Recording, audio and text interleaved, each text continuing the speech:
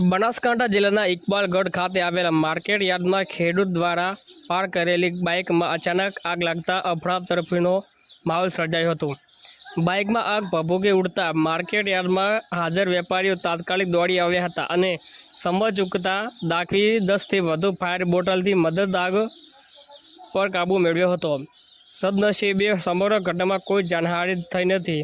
પ્રાથમિક અનુમાન મુજબ અતિશય ગરમી અથવા અન્ય અગમ્ય કારણોસર બાઇકમાં આગ લાગી હોવાનું માનવામાં આવે છે।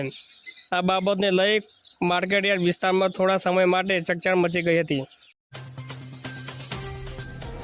ભારતીય જનતા પાર્ટીના દિયોદર તાલુકા પંચાયત પ્રમુખ અને ઉપપ્રમુખની ચૂંટણી મામલે છેલ્લા 3 દિવસથી રાજકીય ગરમાવો યથાવત રહ્યો છે। સતત ચાલી રહેલા રાજકીય ડ્રામા વચ્ચે ભાજપના સદસ્યો અંદાજે 5 કલાક સુધી 45 ડિગ્રી જેટલા કાળઝાળ તાપમાનમાં ઊભા હોલમાં બેઠા રહેતા હોવાની ચર્ચાઓએ જોર પકડ્યું છે। ચર્ચાસ્પદ બાબત એ પણ છે કે ભાજપની એક મહિલા સદસ્ય ગર્ભવતી હોવા છતાં પરિસ્થિતિમાં કોઈ ખાસ રાહત કે વ્યવસ્થા હોવા મળી નથી।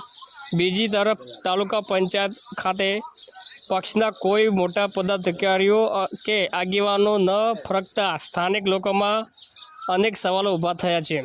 આ સમગ્ર ઘટનાક્રમે લઈને રાજકીય વર્તુળોમાં એવી પણ ચર્ચાઓ ચાલી રહી છે કે ભાજપની અંદર ખાને જય કોઈ મોટી યાદવ્યવસ્થાળી અથવા રાજકીય રમત ચાલી રહી હોઈ શકે છે। જોકે આ મામલે પક્ષ તરફથી સત્તાવાર કોઈ નિવેદન સામે આવ્યું નથી। બનાસકાંઠા જિલ્લામાં હવામાન વિભાગ દ્વારા 30 મે 31 મે અને 1 જૂન દરમિયાન ગાજવીજ સાથે હળવાશથી મધ્યમ વરસાદની આગાહી કરવામાં આવી છે।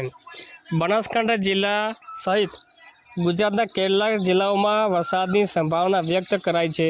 ઉનાળાની સિઝનમાં ખેડૂતોએ મહેનત કરીને તૈયાર કરેલા બાજરી અને મગફળી જેવા પાક હાલ કાપણીના તબક્કે છે। આવા સમયે અચાનક વરસાદની આગાહી ખેડૂતોની ચિંતામાં વધારો કર્યો છે, કારણ કે તૈયાર પાકને નુકસાન થયાનો ભય છે।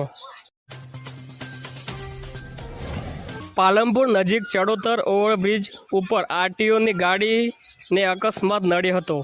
આ ઘટનામાં ગાડીમાં સવાર 2 થી 3 આરટીઓ કર્મચારીઓ ઈજા પહોંચી હતી। પ્રાથમિક માહિતી અનુસાર આરટીઓની ગાડી ડિવાઈડર સાથે અથડાતા આ અકસ્માત સર્જાયો હતો। અકસ્માત બાદ ઘટનાસ્થળે મોટી સંખ્યામાં લોકો એકઠા થઈ ગયા હતા। ઈજાગ્રસ્ત કર્મીઓને તાત્કાલિક સારવાર માટે હોસ્પિટલમાં ખસેડવામાં આવ્યા હતા। જો કે આરટીઓની ગાડી ડિવાઈડર સાથે કયા સંજોગોમાં અથડાઈ તે અંગેનું કોઈ ચોક્કસ કારણ જાણવા તપાસ હાથ ધરાઈ છે।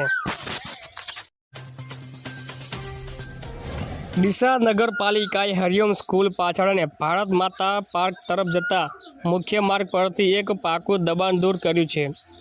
પોલીસ બંદોબસ્ત સાથે જેસીબી મશીનનો ઉપયોગ કરીને આ કાર્યવાહી કરવામાં આવી હતી, જેનાથી વર્ષો જૂનો આ રસ્તો સંપૂર્ણપણે ખુલ્લો થઈ ગયો છે।